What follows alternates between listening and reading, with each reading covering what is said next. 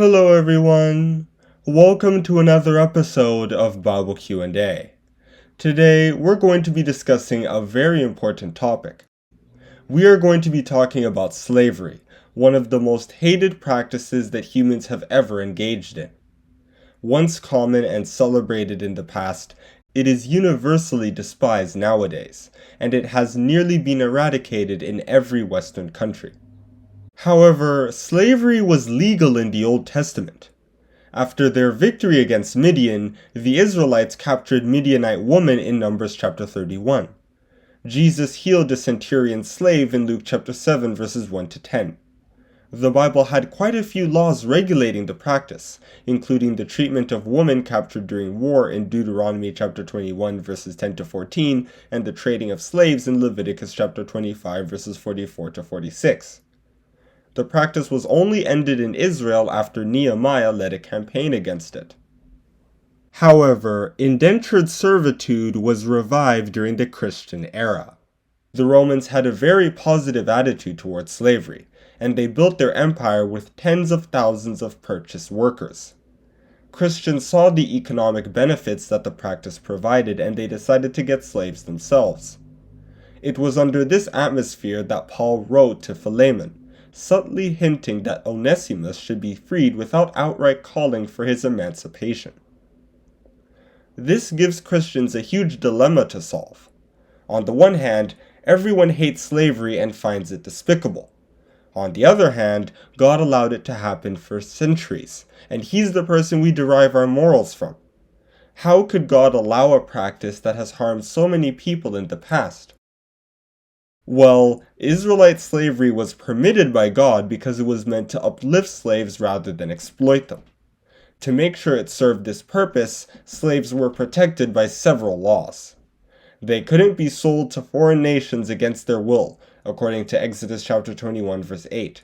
They had to be given gifts upon the end of their contract, according to Deuteronomy chapter 15 verses 13 to 14. In fact, they couldn't even be forced to return to their masters after fleeing. Moses said, "Thou shalt not deliver unto his master the servant which is escaped from his master unto thee. He shall dwell with thee, even among you, in that place which he shall choose in one of thy gates, where it liketh him best. Thou shalt not oppress him." Deuteronomy chapter 23 verses 15 to 16. God put all these rules in place because slavery was only meant to help poor people find a place to live while they searched for higher paying jobs.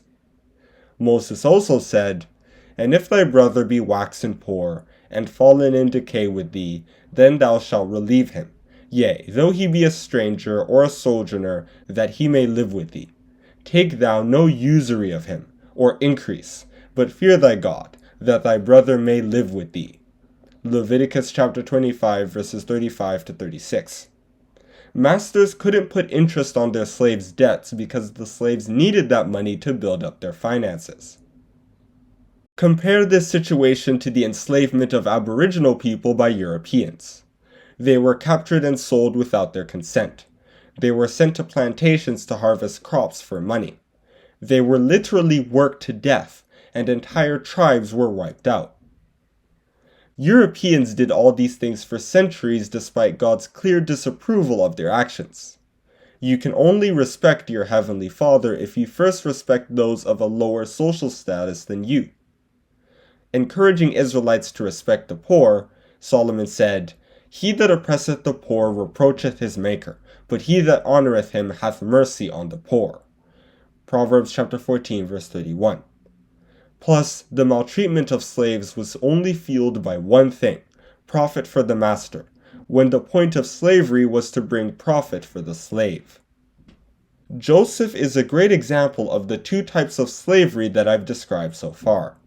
In Genesis chapter 37 verses 26 to 27, Judah suggested that the Israelites sell Joseph to the Ishmaelites instead of killing him, and his brothers agreed. They weren't concerned about Joseph's well-being. They only wanted to profit from him. However, when Joseph started to work for Potiphar, his wealth began to grow, because Potiphar treated him well and trusted him with his property. Their relationship only soured when his wife accused Joseph of rape, because in Potiphar's eyes, instead of respecting him after all the opportunities he gave him, Joseph took advantage of his relative freedom to have sex with his spouse. Obviously, Joseph wasn't guilty of this offense, but Potiphar was right in expecting respect from Joseph. Slaves couldn't receive this opportunity for self-improvement only to misuse it by being lazy or rude to their master. Advising the slaves of his own day, Paul said, "Servants, obey in all things your masters according to the flesh, not with eye service as men pleasers, but in singleness of heart, fearing God." Colossians chapter 3, verse 22. This advice also applies to employees and their bosses, because it is a privilege and not a right to be hired. Now, should we enslave other people because we now know how to treat them better? Of course not. Times have changed. Slaves can no longer rise through the ranks of society like they could in Rome. They aren't protected now like they were in the Bible. Nowadays, they are exploited, abused, and silenced. However, this does mean we should rethink our outlook on indentured servitude. It isn't slavery that's wrong. It's the treatment of slaves that's wrong. They were deprived of rights that even pets are entitled to, things like sufficient food and the right to socialize. They were treated like lesser human beings. Some groups of people were told they deserved to be slaves, and other groups believed they deserved to be masters. It is this attitude that God was concerned about, because by treating their slaves in such a horrible manner, wicked masters ignored the fact that God is the master of everyone, according to Colossians chapter 4, verse 1. And that is where I'm going to stop with this Bible Q&A.